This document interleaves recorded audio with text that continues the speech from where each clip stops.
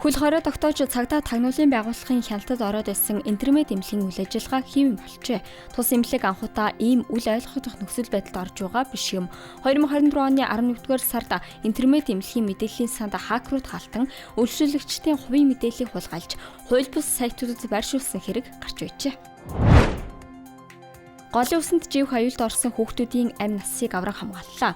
Завдэргүүлийн алба хаагчид туулгалд 2 хүүхэд живх гэж байна гэх дуудлагын дагуу шуурхай ажиллаж хүүхдүүдийн амийг нь авран хамгаалж чаджээ. Тэд голын усанд сэлж байхдаа хөл алтан 15-аас 20 м урсаж амь насаа алдах аюултай нөхцөл байдалд орсон байжээ. Архангай аймгийн Хашаад сумын нутагт Toyota Prius маркийн тээврийн хэрэгсэл уулын жалга руу унаж 16-аас 18 насны 3 эргэн нас барсан явдал гарчээ. Цагдаагийн байгууллагаас ослын шалтгаан нөхцөлийг тогтоохоор ажиллаж байна. Хэргийн талаарх дуудлага мэдээлэл өчигдөр буюу 17-ны өдрийн 11 цаг 30 минутад бүртгэгджээ.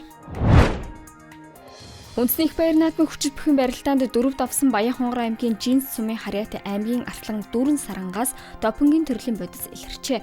Үүнтэй холбогдуулан түүний барилдах эрхийг түргд өтгөлцүүлээд байна.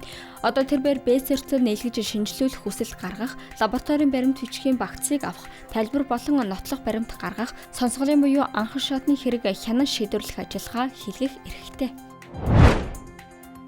Үндэсний майханд цугларалт 2026 Наримтлын Эрдэнэс хүүхдийн цусланд эхэллээ. Энэ жилийн цугларалтад хүүхдийн оролцооны байгууллагын гишүүн хийгээд өөрийн итгэв санаачлахаар тууштай ажилласан 8-аас 12 дугаар ангийн сурагч байх гэсэн шалгуур хангасан 500 хүүхэд оролцож байна. Цугларалтыг ерөнхий сайдын ивэлдор зохион байгуулж байна. Бурайд улсыг Орсын холбооны улсын буддын шашны төв хэмээдэг.